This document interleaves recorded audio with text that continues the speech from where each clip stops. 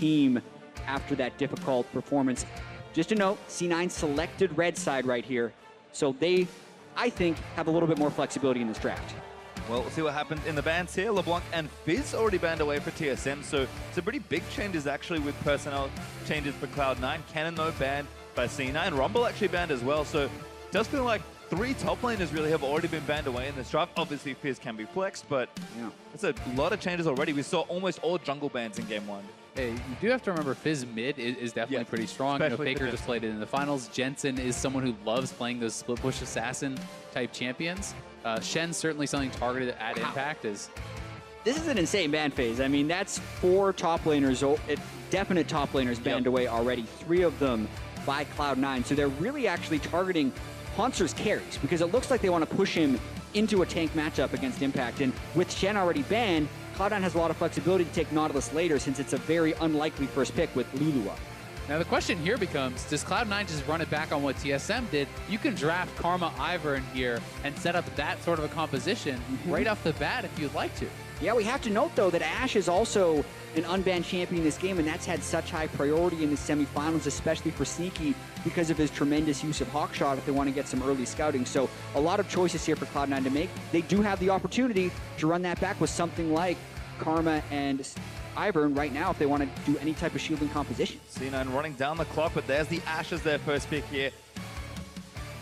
I was about to say I cannot see a world where they don't take Ivern here, but we'll give Cloud9 the benefit of the doubt. They are thinking through these decisions, 20 seconds to make this pick. And I mean, Graves has been incredibly powerful, one of the top tier, if not the top tier jungler for quite some time. So it's certainly not a bad decision to not take Ivern. It's just, are you worried about TSM taking Ivern and Lulu? They can have an even more powerful composition around supportive AD carry styles. And also grab the Caitlyn if they want as well in this round, as the Graves is the pick actually for Cloud9. I mean, TSM have to be thinking, like, is it a trap? That's the only thing you think of in this draft, right? Because from what you're seeing, you're going to get an even better composition than you did in Game 1. Yeah, so of the junglers on the board, the Graves would be good against the Ivern, but Rengar is also something that has been huge in North America and often goes banned or first pick. So not too much of a surprise that Svenskeren takes it here. Yeah, and Lulu, Rengar, very, very powerful combination there. I think the speed ups, you have the knock up after the ultimate in, so it is really strong. Syndra is something that Bjergsen is famous for being incredible at. Yeah. He's been perma-banned out on this champion for so long. Exactly. This is also the first blue side game that TSM has played in playoffs. We have to note that. So getting the mid laner locked in early for TSM, I think, is smart in this situation, since we are probably going to be seeing some mid lane bans by Cloud9 and they get the counter pick anyway. But speaking of the counter picks to Syndra, we were expecting to see this matchup. If the Syndra is going to be taken, either one of these guys would pull out Echo. Yeah, and I think that Jensen actually has the best Echo in the league. It's not what I would consider a lane counter at all. It's something that can wave clear through, you build up some early defensive stats, pick up a Negatron, and you essentially just lock the Syndra into lane with this wave clear style. Then you can move out into the side lanes and start up 1-3-1. Well, we'll see what happens in these next few bans. Renekton banned again by C9. There's the Karma ban for TSM, so targeting some of the supports that are available. I think C9 right to take Echo where they did, but it does mean that someone's going to take a hit. This time it's an LCS support Smoothie. And this is kind of insane. Since TSM didn't pick a top laner early, C9 is just going to keep throwing bans in that general direction since they still have first pick top laner if they want it, or the ability to counter pick. So if Haunter has a good game this game, it's going to be quite impressive since Cloud9 has thrown so much into him in the ban phase. And I wouldn't be surprised at all, honestly. I mean, they have banned out a lot of his carry top laners, essentially every carry top laner he does play, but Nautilus is still available. This is a champion where he is extremely comfortable. It's not like you're really pushing him that far down. You're just pushing him off of carries. You're not pushing him off of tanks. Well, I feel like Nautilus is the pick, right? They're getting rid of all the carries they wouldn't want to play Nautilus into. And with Shen ban, Nautilus is the premier tank. Gragas is still available, though. I think Haunter would be very comfortable playing that up into the matchup. Can work very well with some early Doran's rings. It plays pretty evenly in lane with Nautilus, and it has a massive amount of playmaking ability. Well, we'll see what TSM want to finish their draft with. It looks like Turtle might be looking at a change up from the AD carry from the bottom lane here. And of course, Haunter still has a mystery champion to show us at some point. Yep, there is the Gragas that we expected, though. Yeah, with all the carry bans, you're going to be going to the Gragas. He's played it twice this year, including playoffs, is 2-0 with it. Also, I believe he played it last summer in the finals, so definitely played it in high pressure situations as well. What does TSM want as their bot lane, though? They've got Caitlyn available if they still want it. They can just take the Lucian if they feel like a bit more aggression is what they want in this team comp. Certainly a lot more skirmishing, but a solid draft once again for TSM. And they also have some very powerful engage with the Gragas, with the Rengar. You have the Lulu to speed up and shield either of those guys. The massive amount of CC. And if you ult someone in on Gragas, Syndra can easily clean that up with follow-up. I'm also looking at the Cloud9 composition right here, and they have given themselves so many more tools to make things happen than they did last game. They're setting themselves up with the split pusher and Jensen's Echo, but the CC layering from the Ashe and the Nautilus is incredibly powerful if they can make some teleport plays come in. Yep, Smoothie is going to select Zyra as the final pick there as support. Did get pushed down a few pegs as far as the more defensive supports goes, but happy to go back to the more aggressive supports here as well. And I think as far as the 2v2 matchup goes, C9 should have a pretty good advantage.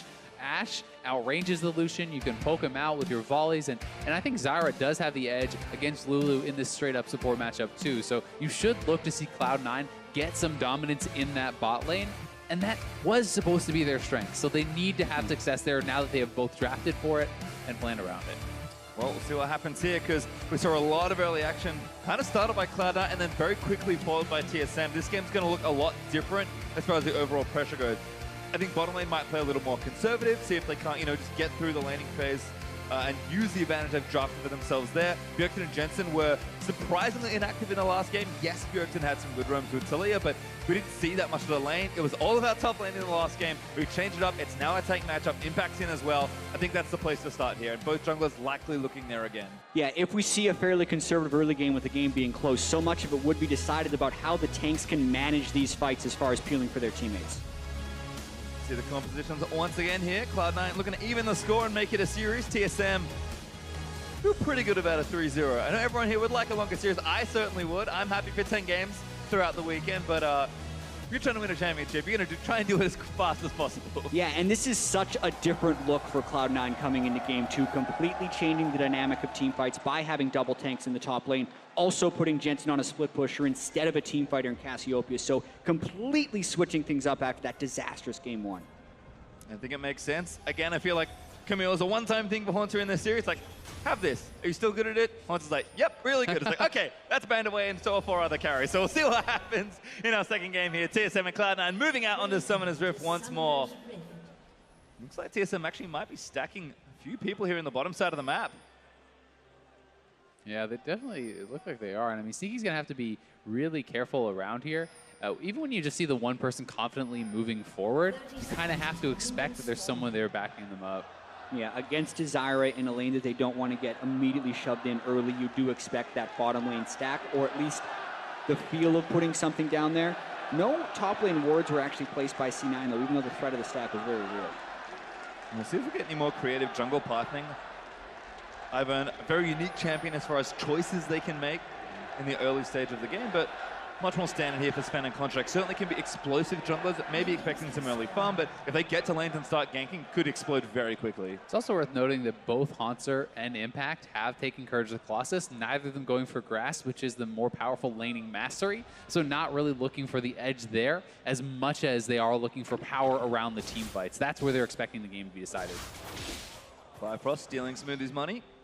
Gets a couple procs there from the Spell Thieves. Haunter moving in towards a Raptor game, but Impact actually hit a block that. Trying to get a peek in, see where they start. I don't think they spotted Contract, but probably have a good idea of where he is, since both junglers are going to be starting Raptors here. Graves starts Raptors almost every single time, and I do believe that they are aware of where he's going to be starting. You can certainly expect it. Being that ranged jungler, you can essentially clear wherever you want, though, and stay very healthy.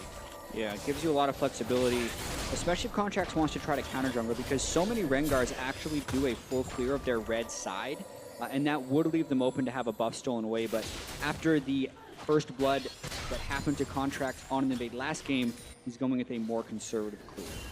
Does take the red and move over to his right-hand side of the jungle. Looks like he might have actually pinged straight towards the blue buff, so we'll see if he makes a stop by these wolves.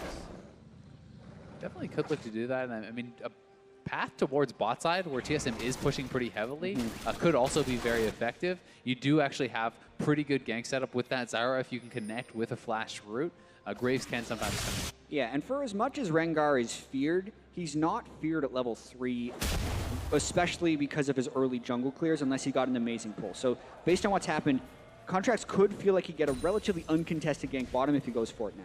This is actually so smart from him, Max. So he goes in, he drops off the ward. Not only that, but he takes away the blast cone, detonating that so that Svenskeren cannot use this to circumvent a ward to get over top and actually get a gank down on him. Looks like Contracts is continuing to farm. No, did take Gromp now moving towards his wolves. Svenskeren going to do the same, but great tracking here by Cloud9 with Impact's good ward in the jungle. Svenskeren, as he moves up towards this intersection, will be spotted here. Bjergsen, by the looks of things, warded right-hand side mid. I think seeing a Contract wanting to invade on that side, but not too much to take. And looks like teams are going to be a little blind here.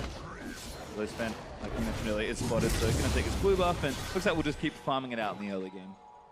And Contracts is pretty much doing about as conservative as a clear as you can. He's actually going to end up doing a full camp clear, looking like he was heading up towards topside, but will at least clear this ward out and leave some additional threat onto Bjergsen. This mid lane matchup can be very snowbally because Syndra, smoothie. Getting ignited, Turtle flashed in again. Bifrost also flashes through. Bottom lane's playing real aggressive today for TSM. 7 summoners burned in the early trade. Smoothie still living with a fairly healthy amount. No smite for either jungler here, so won't be able to look for that steal. Sven does spot Contracts, but Contracts should be able to take this down. Haunts are going to be a little too late to the party, and Contracts gets the majority of the camp. I really do like the way that TSM bot lane is actually playing this matchup, because if you sit back, if you play it slow, you will get poked out. Really, the only way you can effectively trade as Lucian in this matchup is playing pretty aggressively. That said, it can be capitalized on. Svenskeren is trying to steal Raptors away. He's going to get a couple of the baby ones. Contracts gets the next one, but Spen might lose his life for it. Contract's still going to chase him down. Red buff's going to make this problematic. The Q miss from Contracts. Try and turn it around, and now the TPs are coming in. Spen flashes over. Jensen's going to spot him. First blood over to Cloud9. And the blue buff ends up on Jensen there. That is so frustrating for Bjergsen to have happen. It means Echo is going to have infinite wave clear in this matchup. And this has been Svenskeren's big issue throughout the regular season, is dying on solo invades. Bjergsen was in a recall pattern. He couldn't help him immediately right here. So Jensen actually has teleport in this matchup, able to secure this kill on a Sven, because he's going to lose that duel onto Contracts. Svenskeren used all his spells clearing the Raptor camp, gives the blue buff and first blood to Jensen. And really, I think it was the fact that Jensen was in base that gave him the confidence to do it. He underestimated that teleport, didn't know there would be a ward in position for him to take him out. And because Bjergsen had lane priority when he started that up, he felt like he was safe. Well, not safe at all. First blood over to Cloud9 this time around. Jensen going to be very happy with a bit of an early lead. And it's so important in this mid lane matchup, because what can happen is the Echo can essentially get too powerful that you can't poke him out, you can't 100 to 0, and if he builds up some resistances or even early proto belt, he can just straight up kill that Syndra. And the Syndra needs to stay strong enough to be able to 100 to 0 and kind of threaten that. Yeah, and having level 6 first as well can just make him so brazen with his moves right here. If he gets poked out, he can use the ultimate to come back to lane. Since his teleport was burned to get the blue buff, but this just extends Jensen's laning phase so easily and allows him to get in that split push phase. Roam down from Impact though, just for a ward. Going to get a control ward into that pixel brush. Hawkshot going to get a lot of info here. She's scanning through the majority of the jungle. Finally spots out Svenskeren. Sneaky, just so much experience on this champion. Yeah, and I'm glad the observers showed this, because a lot of people would question why Ashe is such a high priority when you don't see it smashing or hard carrying a lot of games. It has a strong laning phase, but also just gives you so much extra control early on in the game. That was an unwarded jungle that they just gained total knowledge about. Contracts thought about a play in the bottom lane, but does not use the blast cone to maybe set up a dive. Sneaky, not 6 just yet, so a little trickier to set up for some sort of gank. Yeah, that level 6 for the C9 bot lane is going to be incredibly important, because if you hit the arrow, you land the full follow-up from the Zyra. It's such an easy all-in to execute. If you do have a TP coming in or the jungler assistance, it's very difficult to escape. See Jensen actually playing around with his minion wave, but actually Contracts pulls is it and waiting for freezes it as Sven. Contract's only level 5 here, and he did get spotted just by the tail end, so Svenskaren's going to want to stop him here, but he's got to be careful not to get Sven slapped has on. no smite, so Contracts could take this, but we'll see. Sneaky going to get caught in rotation though. Turtle and Bifrost going to take him down. C9 trying to make a play, but it could cost him their AD carries. Live Contracts though going to come down as Rengar actually popped the ultimate, sees Contracts, but Sneaky gets out. The big story there was Bjergsen was not in position. He was in base, so they could not fully commit to that fight. Good hook there from Impact as well onto Haunter. Triple Doran's battles here in the top lane. And one of the biggest things about that is it also costs Sven his ultimate. That first ultimate on Rengar is extremely important, and Contracts not only gets away the red buff, he's now level 6. Sneaky gets away, so very big for C9. An incredibly brazen invade there, and that's one of those things that you'd think would backfire for Contracts, but because of the situation, able to get out of it. Svenskeren now wants something back because their dual lane is pushed up. Well, good ultimate there from Haunter. Oh, tracking the turret! Looking for the solo kill, needs a little more damage. Depth touchdown, goes to the glove, it's not enough. Haunter outplays Impact. Triple Dorans to triple Dorans, the rare solo kill in tank matchups. Haunter is on fire. Bjergsen looking for Contracts damage, not enough from the Cinder, but Sven's going to leap in and take him down. Now Jensen in trouble, not quite in leap lane. Jensen gets away. TSM winning on both sides of the map there. What an outplay from Haunter. We'll have to see it again, but with those minions get cleared out, you can ult them into the turret, takes a couple shots. Just beautiful from Haunter. Burns his flash there as well, so Impact potentially vulnerable to jungle pressure now as well. And just when you think Cloud9 have arrested control of the game, TSM have a few acts, but Jensen's just going to go ahead and dive Bjergsen here. Bjergsen just can't do anything. Jensen gets in the solo kill. Oh my God! Barely miscalculates. The moments in these games, Jensen had so many advantages on Bjergsen, thought he'd get the solo kill. His plan was one last auto, ult back. He didn't get the last auto and wasn't willing to ult back until he got the kill. That's a killer.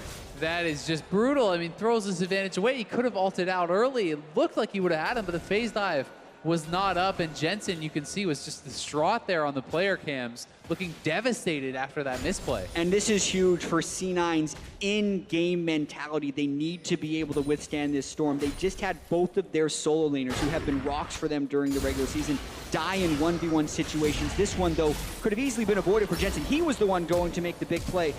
Gets the auto, but it's just not enough, and then he didn't estimate that amount of damage to come through from the turret, which had been hitting him for quite some time, and that one hurts. Yeah, a bit of a facepalm there. Well, Turtle actually in trouble. Lulu ultimate burnt out by Bio. Going to try and keep him safe. Now going to turn it back around into Sneaky. Calling, looking a little weak, but they flash forward again. Sneaky almost gets burst down. Smoothie, no health and no help. TSM is just looking like they're unstoppable, and in goes Impact. Ult back again. Sven going to look in for Impact. Impact, remember, no flash from earlier. Now Haunter is going to chase him down. Going to dive down the turret. Easy kill for the Gragas. TSM is absolutely destroying Cloud9 across the map. Bot lane dominating. Bot lane's fighting again. Turtle's going again. Sneaky's gone too. Over the ulti from Fire. There's one going to make it too smooth. He can't do anything. Wild Turtle gets a double kill. And TSM knew they had one summoner spell left after all the others had been burned, and Turtle goes aggressive with it, flashing over the Zyra ultimate. While Rengar is in the top lane, that's not normally when you expect him to go aggressive. Contracts trying to answer back. 2v2 right now. Jensen going to roam up here. They need to make this play work. Contract already low. There's TP in from Impact. They're committing 3v2. Trying to get under the turret. Impact gets the ulti on Haunter. Jensen chasing him down again, but he's under the turret. Ults out this time as Haunter is going to flash out. Bjergsen's here. Barely gets down as well. He will live. Impact under the turret chasing Haunter. Great ball by Sven. And now Bjergsen takes down Contract as well. TSM keep turning it around. They are winning all the small fights right here. Narrow health bars coming in for Haunter and Svenskeren when Bjergsen comes in for the cleanup. And that time it looked like Jensen maybe ulted out a little bit too early, maybe a bit nervous of going down without popping that ultimate off. And this game is completely out of control now for C9. We talk about nerves right here, and Contracts, aside from that gank, has nowhere to really be found. Haunter and Svenskeren get a kill in the top lane.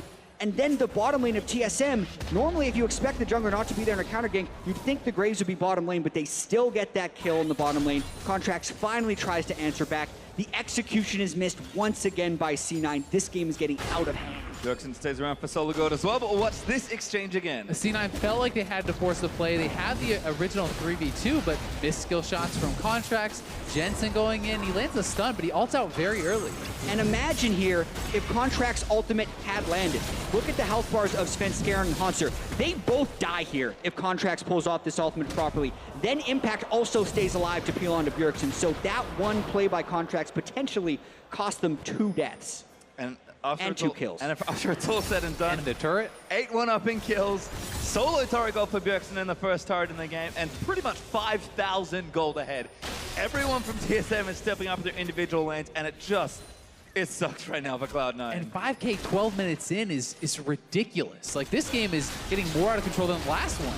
Arrow gonna miss, Turtle dodges there despite the smoke screen by Contact. Gonna turn the Kali around, Turtle gets the kill, Bifrost protecting himself for the ultimate, does go down in the exchange. Svenskeren though, chasing down Jensen, lead down's gonna be an easy one for the Rengar. Turtle gets out, lives as well, 2 for 1 trade, TSM.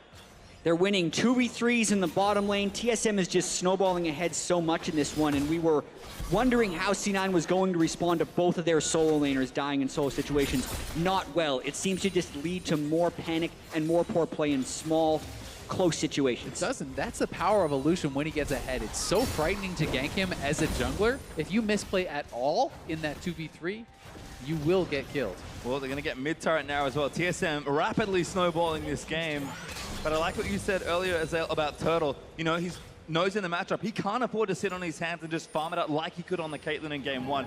Credit to Turtle for doing the Turtle thing and flashing forward and smoothie caught out. Bjergsen gonna get a blue buff out of the deal by the looks of things. I mean, C9 is honestly just looking mentally destroyed right now. It feels like nothing can go right for them. They don't seem to know what to do, where to go, and it's all falling apart. Yeah, and TSM is taking full advantage of it right there. Bjergsen was well into the back of the blue buff before that pick happened, but we're going to watch this 2v3 one more time.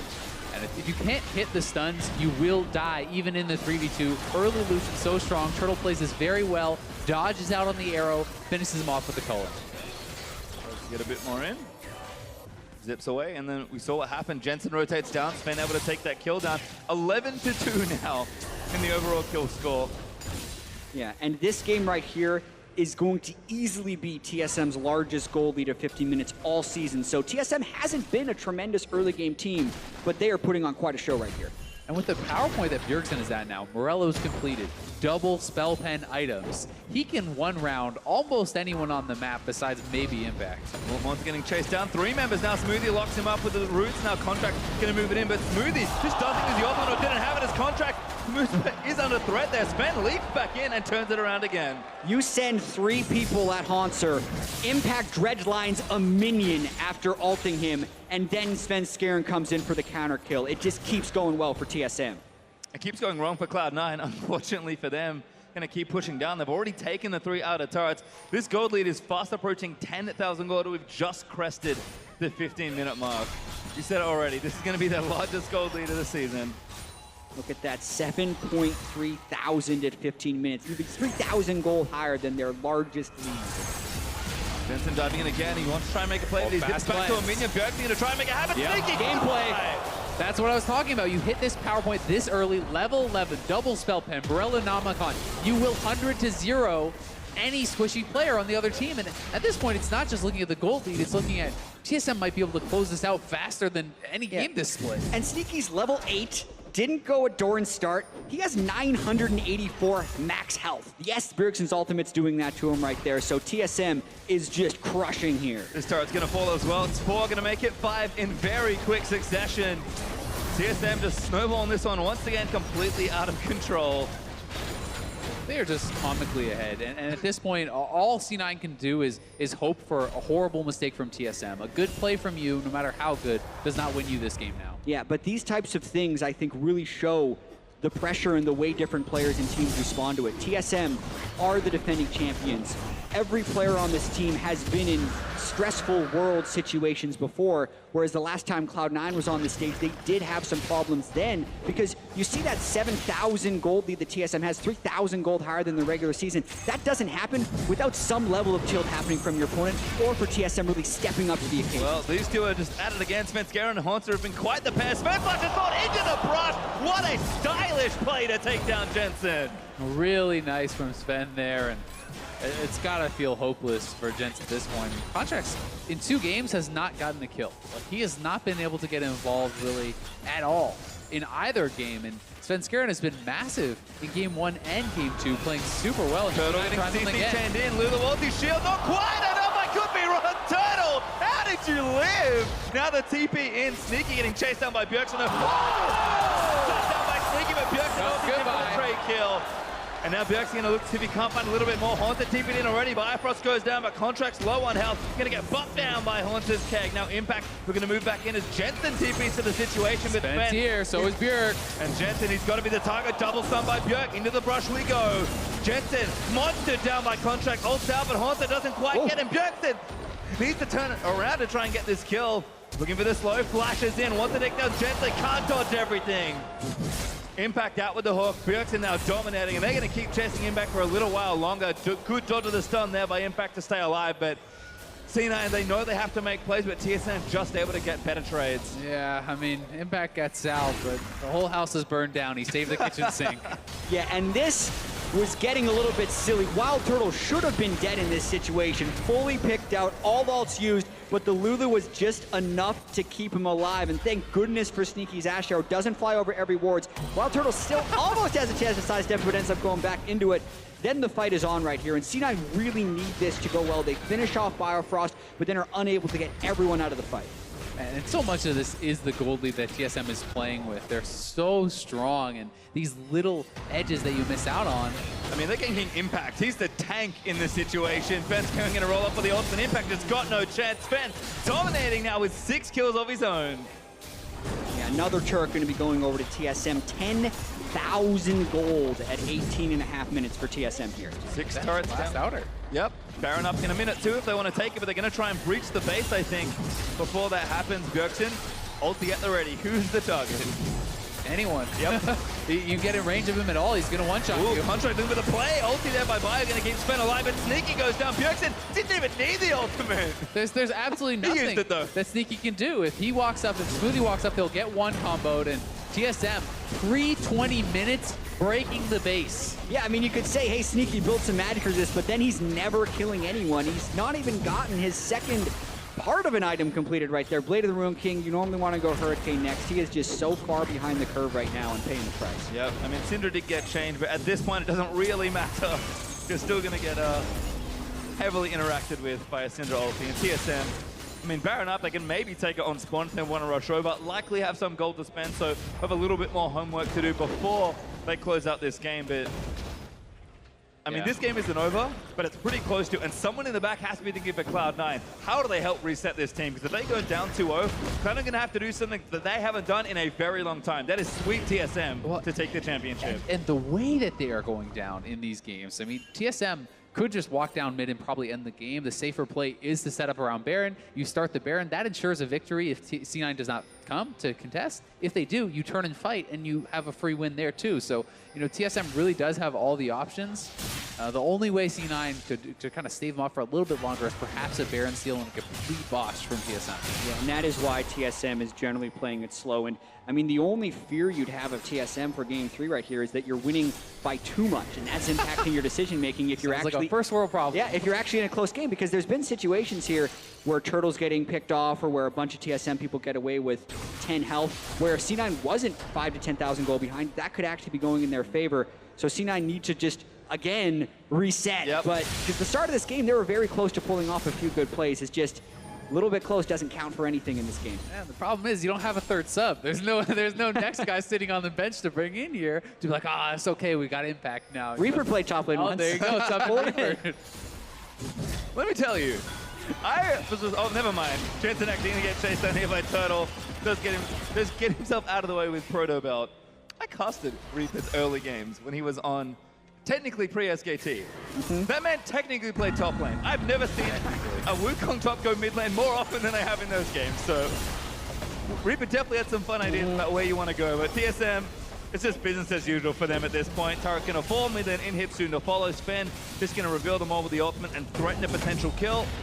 And now the way pushing down bottom lane means again, all the administration is done. TSM looking to try and end it. Impact taking down Turtle zips over the wall. I mean, 2 inhibitors down without even clearing Baron. C9's not even willing to walk up to wave clear right now. They're so fearful of the one shot from Cinder.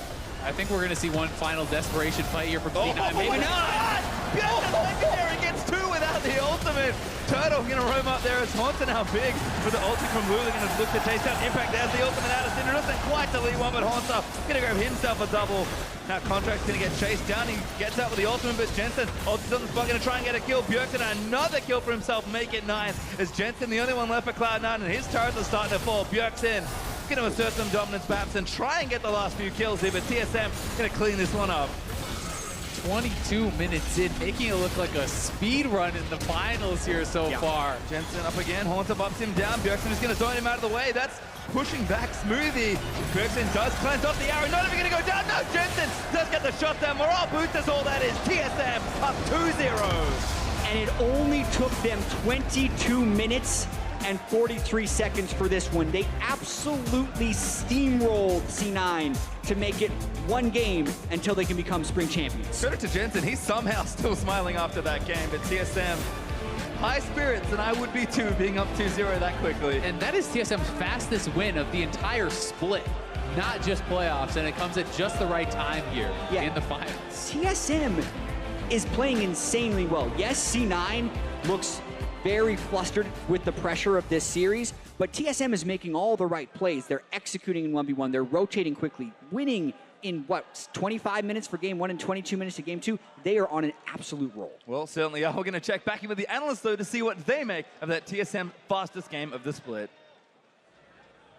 Thank you very much, Praise, for your time. And you laughed at me when I said, could it get any worse from here? Turns out it can. TSM, fastest win of the split over C9 in game 2 of the finals. To be fair, we almost always laugh at you anyway. Yeah, it's true. Because I'm hilarious and my jokes are so good, but you laugh at my analysis. That's not okay.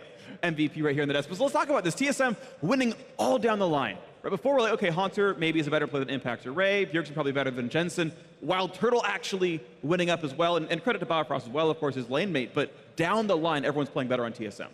Yeah, I mean, this looks like they're smurfing, dude. All of us at the desk, we predicted that it was going to be a close series, but this is just, it's brutal. It's like painful to watch. Yeah. And a lot of the plays, too, it does, people throw around the word tilt a lot in League of Legends, but it does look like Cloud9 are feeling very nervous. The nerves up on stage are affecting them. Jensen going for that dive, Impact getting ulted under the turret and solo killed in a tank v tank matchup. There are a lot of things here where Cloud9 are making a lot of mistakes. And it looks like desperation, kind of like a snowball. Like one person ended up losing part of the map, and then it's like, okay, well now I have to do this to try and get something back for our team. And the 2 solo kills that happened in that game in those 2 solo lanes, those were really big for me because I feel like those were ones that C9 were winning the matchup and they pushed too far. Impact has him underneath turret. He's winning the matchup because, you shove him in a little bit harder and you get to ward, etc.